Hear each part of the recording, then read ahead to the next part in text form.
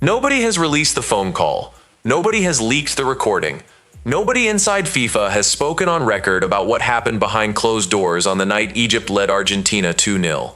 But the evidence that exists in public, Infantino's slip, the morning after statement, the double standards, the official complaints, all of it points to one thing. Something happened that night that FIFA does not want to talk about. Today on Robert's Football Talk, we are imagining, based entirely on what we know publicly, what that conversation might have looked like if it existed. This is fictional satire, a creative dramatization, but every piece of evidence it is based on is completely real. Welcome back to Robert's Football Talk. Subscribe right now if you are new here, because today we are doing something this channel has never done before. Let us go. Part 1. The setup. What was happening in Atlanta? Before we get to the imagined phone call, you need to understand exactly what was happening in Mercedes-Benz Stadium in Atlanta at the moment this call might have taken place. Egypt 2-0 Argentina. 63rd minute. Mostafa Zico had just scored. The Egyptian fans in Atlanta were going absolutely wild. And somewhere in the FIFA VIP area, Gianni Infantino, the man who had already been caught telling Argentine journalists he suffered alongside Argentina during the Cape Verde match, was watching his worst nightmare unfold in real time. The defending world champions. The team whose star player fronts 22% of all World Cup advertising, the tournament's most commercially valuable asset. 2-0 down to Egypt with 27 minutes to play. Now we know what Infantino did publicly. He went to the Argentine media after the Cape Verde match and told them he had suffered alongside them. His own chief of refereeing, Pierluigi Collina, was forced to go on FIFA's official website the very next morning to say not even the FIFA president can influence our referees. The Egyptian Football Association filed a formal complaint. Mito said FIFA is not telephone play. Abutrika said Egypt were playing against Messi and FIFA and the officiating simultaneously. That is all real. Every word of it documented and confirmed. Now here is the fictional part, the creative satire. The imagined conversation that nobody can prove happened, but that the evidence suggests nobody can prove did not happen either. Part 2. The fictional call. Clearly imagined satire. It is the 64th minute in Atlanta. Egypt have just scored their second goal. The stadium is shaking. Somewhere in the FIFA hospitality suite, a phone buzzes. The referee's earpiece crackles. A VAR official in the video review room reaches for his headset. And somewhere between those two moments, the trajectory of the entire match changes. This is what that conversation might have sounded like. FIFA official, are you watching this? Another FIFA official, I am watching it. 2-0, 26 minutes left.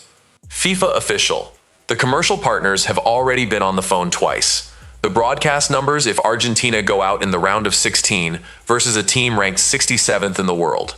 Another FIFA official, I know what the numbers look like. FIFA official.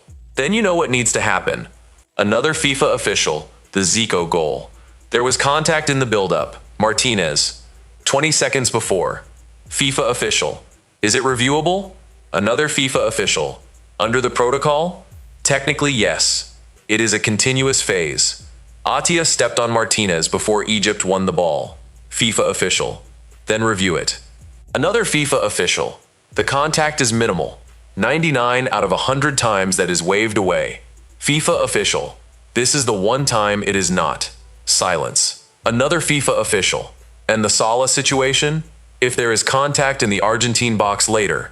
FIFA official. Normal football contact. The defender touched the ball first. Another FIFA official. The standard. FIFA official. The standard is what I just told you it is. Do you understand what is at stake here? Not just commercially. The narrative. Argentina are the story of this tournament. Messi's record. His last World Cup. If this ends in Atlanta tonight against Egypt, this tournament loses its center. FIFA loses its center. Another FIFA official.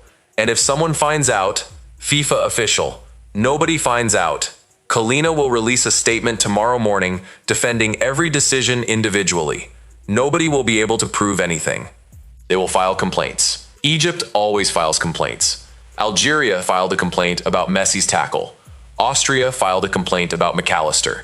Nobody listens to complaints. Silence. Another FIFA official. And if the conversation ever... Now go back to your monitor and do your job. That is the fictional conversation, the imagined dialogue, the creative satire based on publicly documented evidence. It is not real. It is not a leaked recording. It is not a confession from anyone inside FIFA. But here is what is real. The Zico goal was disallowed for exactly the kind of soft contact that is waved away in 99 out of 100 situations at this tournament. The Salah contact inside the Argentine box was waved away without VAR review, while the Zico buildup was examined frame by frame, going back 20 seconds. FIFA's chief of refereeing released a public statement the very next morning, specifically saying, "Not even the FIFA president can influence our referees." Nobody releases that statement if there is no reason to say it. The FIFA president had already told Argentine journalists he suffered alongside Argentina during their previous match. Egypt's Football Association filed a formal complaint documenting the inconsistencies, and Argentina won 3-2. Subscribe to Robert's Football Talk right now because we are about to get into the most important question this fictional scenario raises. Part 3. The real evidence that makes this satire believable. Here is why this fictional conversation resonates with so many people. Not because anyone can prove it happened, but because the publicly documented facts create a picture that makes it feel plausible. Evidence piece number 1. Infantino's public statement about suffering alongside Argentina. This is confirmed, on camera, in front of witnesses. The FIFA president expressed emotional investment in Argentina's result while speaking to their national media. That is not a conspiracy theory. That happened. Evidence piece number 2. The Collina statement. FIFA's chief of refereeing published a public defense of the refereeing the morning after the match. FIFA does not do this routinely. They do not send their chief officiating officer to write website statements defending individual referee decisions after group stage matches. The fact that they did it here tells you that inside FIFA, they understood the severity of what had happened in Atlanta. Evidence piece number 3. The double standard is documented. The Zico goal disallowed for contact 20 seconds in the build-up. The Salah contact inside the box waved away without VAR review. These are not opinions. These are documented decisions made in the same match by the same officials, applying visibly different levels of scrutiny to the same type of situation depending on which team benefited. Evidence piece number 4. Argentina's yellow card to foul ratio, 59 fouls, 3 yellow cards, the most favorable ratio of any team that reached the quarterfinals. In the same tournament where Egypt's coach received a yellow card on the touchline for protesting decisions. Evidence piece number 5. The Egyptian Football Association's formal complaint. This is not a social media post. This is an official communication from a national football federation to FIFA documenting specific decisions they believe were applied inconsistently. FIFA received that complaint. Their response was Collina's statement, which addressed individual decisions but never answered the central question of why the same level of scrutiny was not applied to both teams' build-up play in the same match. None of this proves the phone call happened. None of this proves that anyone at FIFA instructed the referee or VAR officials to favor Argentina. But all of it together creates the environment in which a fictional conversation, like the one imagined in this video, feels uncomfortably believable. And when a fictional scenario feels that believable, the organization responsible for the real decisions has a serious credibility problem. Now let me ask you something. If that fictional conversation had been real, if someone had leaked a recording of it, do you think it would surprise you? Drop your honest answer in the comments, because I think the answer most of you give reveals exactly how much trust people have in FIFA right now. Part 4. What FIFA should do and what they will do. What FIFA should do is simple. Release the complete VAR audio from the Argentina-Egypt match. Every single piece of communication between the video review team and the on-field referee, from the moment Atia's challenge on Martinez occurred to the moment the disallowed goal decision was confirmed. Every word, every instruction, every exchange between officials. Transparency would end this conversation immediately. If the VAR communications show a completely professional process, conducted entirely on footballing grounds, the conspiracy theories collapse. The fictional conversations lose their power. Egypt's complaint is answered. The credibility of the refereeing is restored. FIFA will not do this. They never release complete VAR audio. They cite referee protection and operational security. They say releasing this information would compromise the integrity of future decisions by showing opponents how VAR reviews are conducted. Which means the fictional conversation in this video will continue to be imaginable. Because the only thing that makes a fictional scenario stop feeling plausible is the truth. And FIFA has chosen not to provide it. That is the choice FIFA is making, not to explain themselves. To defend their officials through a website statement and move on. To hope that Argentina winning more matches creates enough new content that the Atlanta controversy fades. Part 5. Egypt, what they deserve. Egypt leave this World Cup having achieved things their football had never achieved before.